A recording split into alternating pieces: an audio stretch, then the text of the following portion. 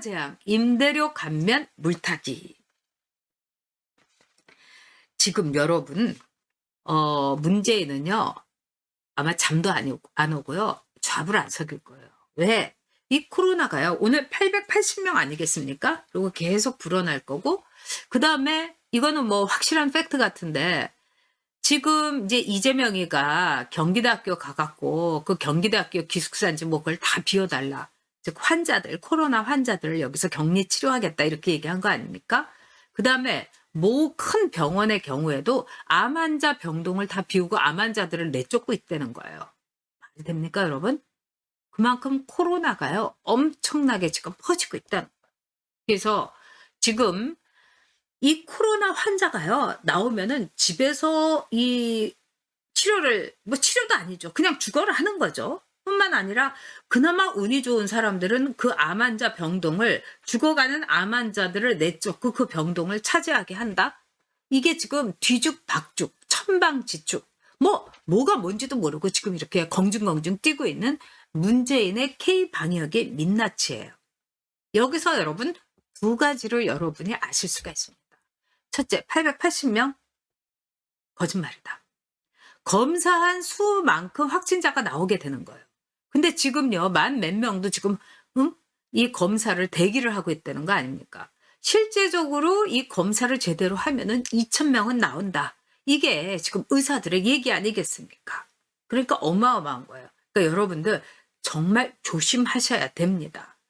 자, N님께서 대구 칠곡 경대병원이 안병동입니다. 여기 대구뿐만이 아니에요. 서울 수도권에도 안병동에 있는 환자들을 막 내보내고 있다는 거예요. 그 다음에 두 번째는 뭐냐? 지금 문재인으로서 민주당으로서 좌파들이 제일 지금 패닉 현상인 게 뭐냐? 희생양, 재물이 없는 거예요.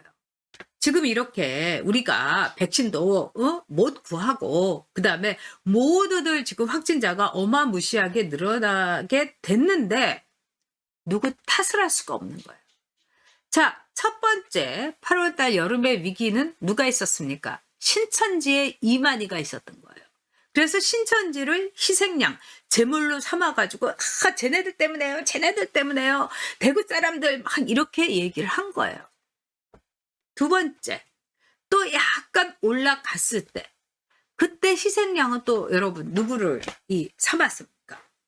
8.15 그때 애국 시위를 했던 사람들.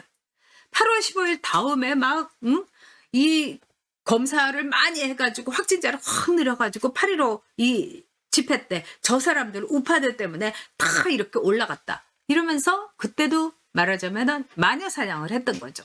재물이 두 가지였던 거예요. 우리 보수 우파와 신천지였던 거예요. 근데 여러분 지금요. 재물로 삼을, 희생양으로 삼을 누가 있습니까? 아무도 없는 거예요. 자기 눈을 지들이 찌르는 수밖에 없는 거예요. 거기다가 지금요. 오늘 미국에서는 간호사가, 흑인 간호사가 처음으로 백신을 맞았고요. 일본도 맞고 다 맞습니다. 싱가포르도 전원 맞는다는 거예요. 싱가포르 국민, 싱가포르에 있는 사람들. 근데 지금 우리는요. 백신 확보가 제로예요. 여러분. 제로. 그러면서 정은경이가 한다는 말이 뭐냐. 저는 진짜 기가 막힌 게 치료제도 우리가 확보하고 있다. 치료제가 중요한 게 아니라 백신을 맞아서 걸리지 않게 하는 게 그게 중요한 거 아니겠습니까? 근데 엉뚱하게 물타기를 하고 있는 거예요. 그러니까 이 정은경이 못지않게 문재인이도 지금 너무너무 당황스러우니까 물타기를 하는 게 뭐냐. 임대료를 감면을 해주겠다 이겁니다. 코로나 때문에.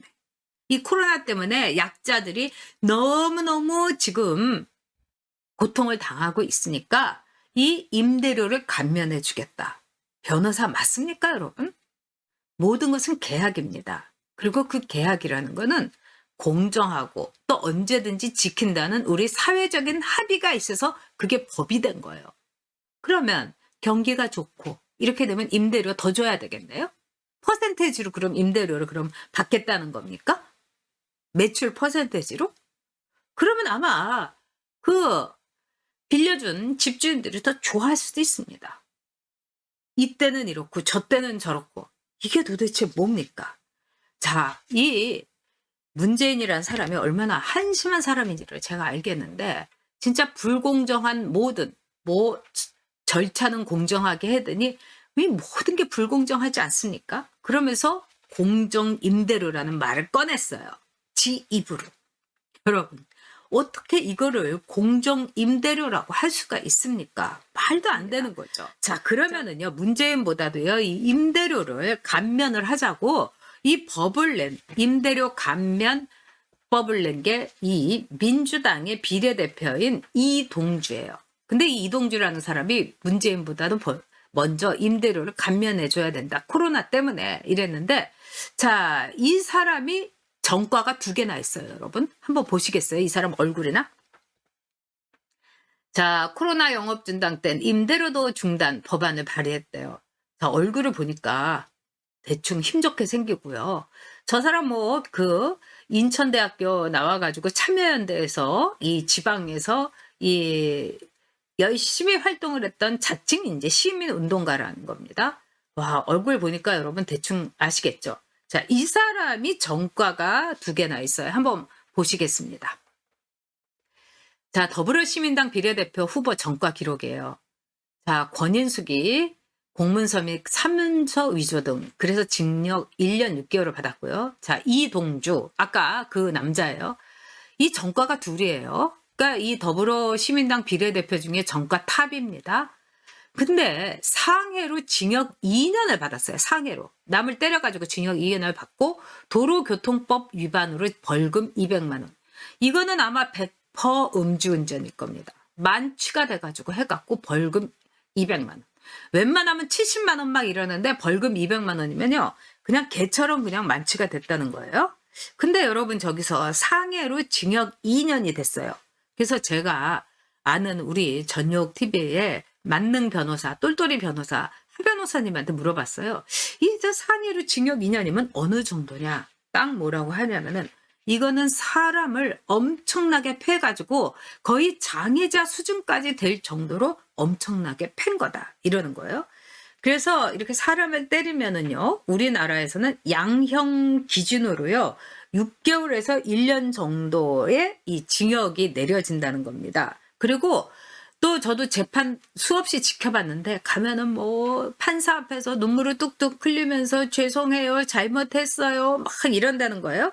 그러면은 이 징역을 감경을 해준다는 거예요. 근데 이 사람은요, 그 전에 전과가 없었던 거예요. 상해 전과가. 그런데 감경도 안 하고 상해로 징역 2년이라는 거는 이건 뭡니까, 여러분? 가중처벌을 받은 거예요. 2배로. 1년, 뭐 3배로. 가중처벌을 받은 거예요. 그러니까 이건 아주 악질적인 거죠. 그래서 판사가 보기에 이거는 초범임에도 불구하고 너무나 악질적이고 범죄가 심각하다. 그래서 얘는 진짜 벌을 크게 줘야 된다. 죄질이 나쁘다. 그리고 이 말하자면은 태도도 아주 불량하다. 그 다음에 자기가 때렸던 거의 장애 그 수준까지 만들었던 이 사람한테 합의도 안 됐다. 이렇게 보는 거죠. 그래서 상해 2년이라는 거는요. 이 정상을 참작할 필요도 없이 네가 너무나 나쁘고 그 다음에 죄질이 나쁘기 때문에 엄벌에 처해야 된다. 이렇게 본 거라는 거예요. 그러니까 때려도 사람을요. 완전히 반 죽음 직전까지 때렸다. 이렇게 볼 수 있죠. 자, 양원영이는 국가보안법 최혜영이라고 이 여자 뭐 발레리나에다가 뭐 어쩌고 저쩌고 했던 이 여자 무면허 운전까지 했어요. 김원거리는 알선 수재, 양경숙이는 공직선거빚 선거부정 위반, 네, 정우식이 집시법.